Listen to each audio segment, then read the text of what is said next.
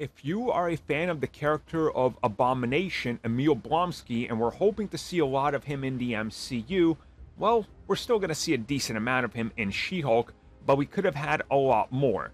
As it turns out, a major plotline that involved Emil was scrapped from the series.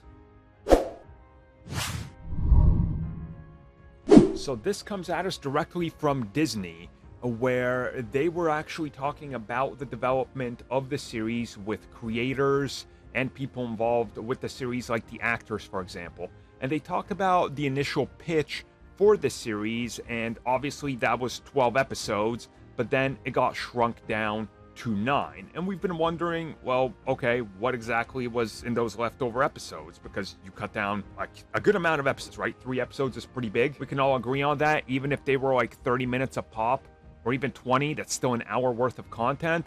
Well, as they reveal, these 3 episodes would have focused more on Abomination, and specifically involving a court case with him that goes deeper than what we're seeing in the actual show in the final version of it.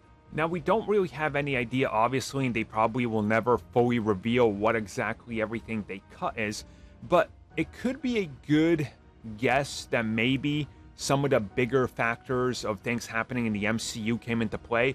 Obviously, we know that he's a little different in She-Hulk in terms of what he's doing when it comes to his bigger plot, being a reformed villain to a degree, but we still see that he's on lockdown. He's got like a chaperone. Obviously, we see what's happening with Wong, so things aren't exactly all good for him, but they're still looking murky, to say the least.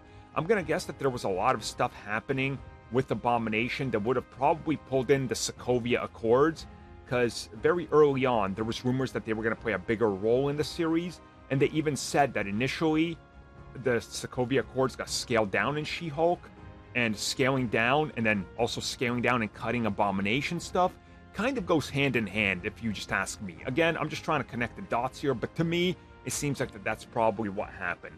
So it's probably going to be a bit of time till we actually find out, if we ever do, what exactly was cut.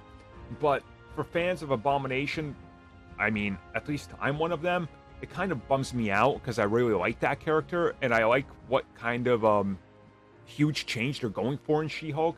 But it would have been interesting to see a different side of it, where maybe it's all a facade and like a distraction that he's putting on, while obviously being set up as somebody that's clearly going to work for the Thunderbolts.